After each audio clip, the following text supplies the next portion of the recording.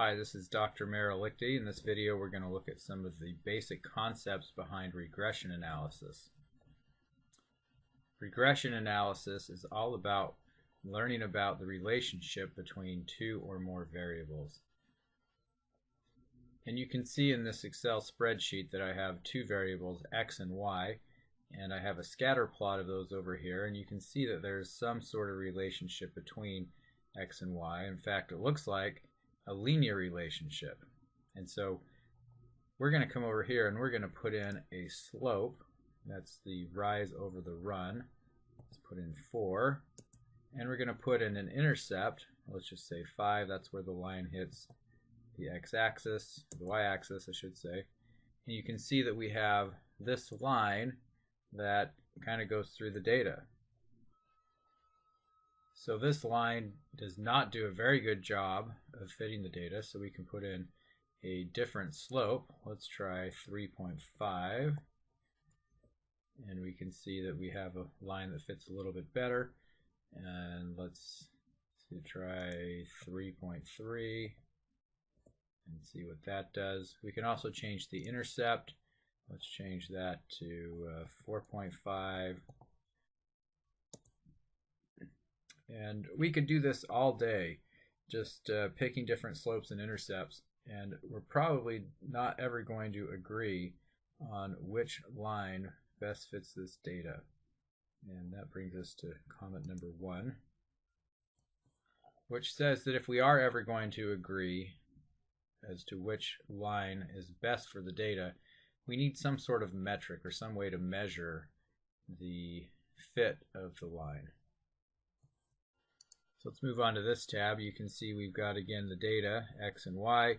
We've got our fitted value. We've got a regression line up here that doesn't have any points in it. And then we've got, let's just put in 3 for the slope and 2 for the intercept. And when I do that, you can see the line that is over here that's fitting the data. And we get some additional things now. We get the fitted value. The fitted value is just what the value of the line is. If x is equal to 2, I can come over here and put my little cursor on there, and you can see that's 2 and 10.45. What's the value of the line? The line is less than 10.45, and it turns out it has a value of 8. If I come over here as my equation, 3 times 2 is 6, plus 2 is 8. The error then is just the distance, the vertical distance between the fitted value and the y value. Actually, it's y value minus the fitted value. So in this case, it's positive. For the next case, 2.5, you can see here we have 2.5 as x and 6.55 as y. And the distance, the vertical distance, is negative 2.95. So if we add up all the error terms, you can see that given to us here, sum of errors, what happens is we get a lot of cancellations.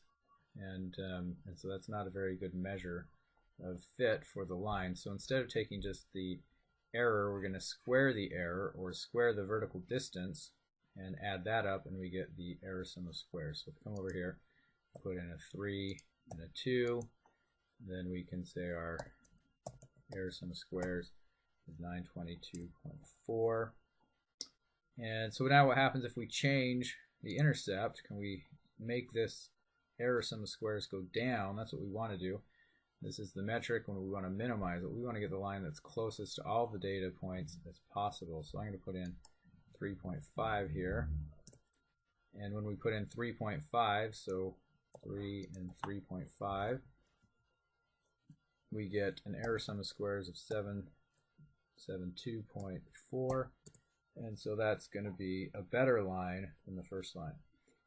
So how do we find the best line? That's the question. And that's what we want in regression. And if you look in the textbook and in the notes, you'll find that there's actually a formula that's a function of the x's and the y's. It will give you this based on calculus. But there's another way to do it, and it's kind of interesting, so I'm going to show it to you. And that is done in Excel using what's called the solver.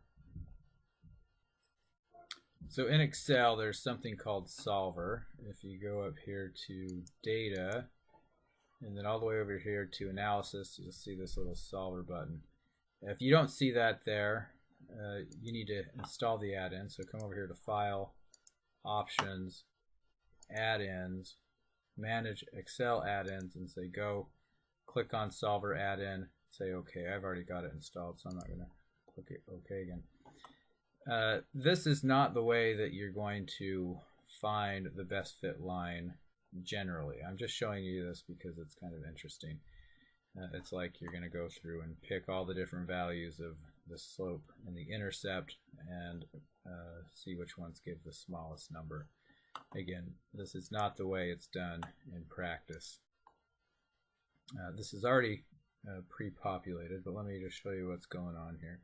So the set objective, that's going to be the thing that we want to minimize, and it's going to be this I-21, and we want to minimize it. We could maximize it or try and get it close to some other value.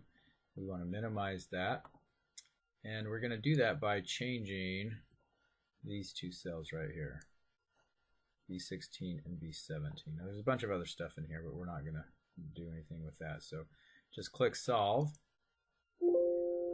and it says here are the estimates. The slope is 2.98. The intercept is 4.7866, and the sum of squares is going to be 736.458395. And I typed that out in more decimal places because that's not going to be able to be improved upon. So I'll just put it into a little more accurate format. So bring this to comment number 2. We're going to use this least square criteria as our metric to determine the best fitting regression line. And what that means is we're going to pick the line that minimizes the total squared vertical distance between the line and data points.